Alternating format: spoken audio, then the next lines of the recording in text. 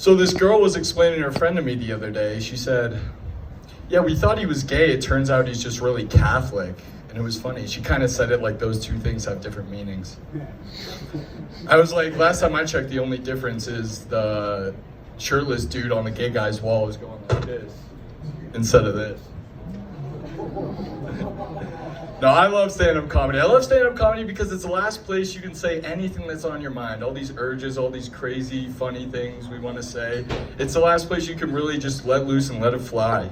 You know, whether you're in work, school, or just even social settings nowadays, your lines are kind of constricted. You're saying the same thing over and over. Here I can just start off with, "This is a holdup. You give me all the money. I ain't playing." Exhilarating. That's the way I want to start every conversation. But there's a time and place for everything. I tried that at my grandma's retirement home the other week. It didn't go over too well. 2 deaths off the rip right away, 4 strokes total. Yeah, it was a war zone. It was an absolute bloodbath. But yeah, although you could argue that I saved some lives preventing future car crashes, you can't really argue that it's okay to say something like that in that setting. But I don't know if you guys feel the same way, but I always have these urges to say these random things and do these crazy things, and I'm constantly thinking I should literally be in a mental asylum. I don't care if you're 25 or 75, I still want to smack that ass.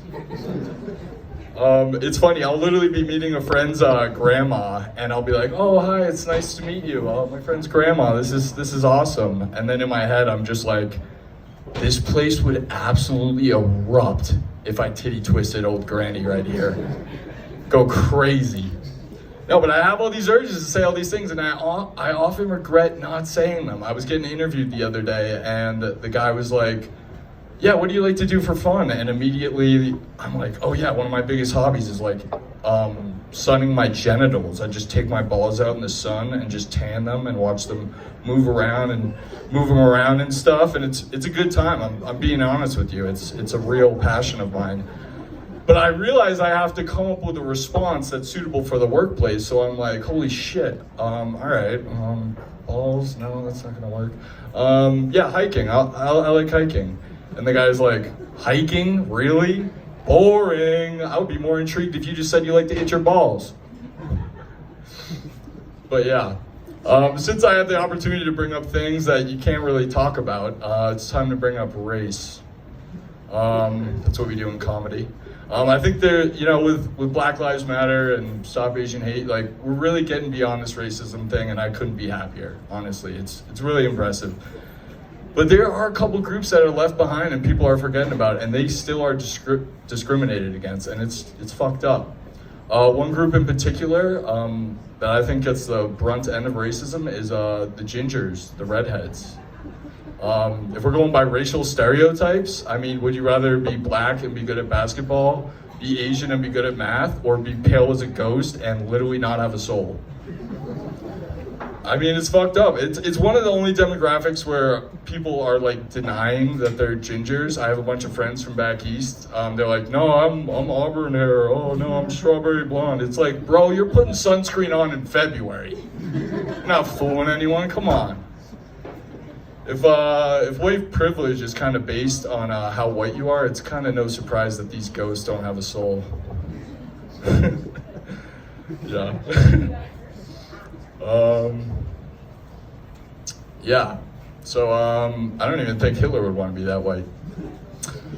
Speaking of Hitler, I think Nazis get it pretty bad. We're pretty openly racist against Nazis. We all hate them. It's fair enough. But yeah, have you guys ever actually met one in the real world? It's pretty crazy. I didn't know they existed nowadays, besides white bald dudes in prison or Donald Trump. So that was interesting. I was a freshman in college. I was hanging out at my buddy's his dorm, and he's Jewish, and he sells shrooms, so he ate a couple, and we were just chilling in there. And I'm sitting in my buddy's dorm, and I look over to his roommate's side of the dorm, and his side of the dorm literally looks like an evidence locker from the Nuremberg trials. I'm not kidding you. There's a uniform, there's armbands, there's books, there's psychedelic paintings on the wall. And I look at my roommate, and I'm like, is he, and he's like, yep, huge Nazi, massive. And I'm like, is it something we gotta worry about like here? And he's like, no, he's chill Nazi. I'm like, chill Nazi, all right, I'm gonna do things, I'm not a picky eater. Kid comes back, and the Nazi walks in about 20 minutes later, and he just introduced himself politely, said his 2 cents, and I went to his side of the room, and the next thing I know, I'm sitting in a room, and the Jew is on mushrooms watching Curb, and the Nazi's on acid reading Mein Kampf, and I'm just sitting in the middle of it like, this is weirdly peaceful. Thanks, everyone. Appreciate it. You guys are great.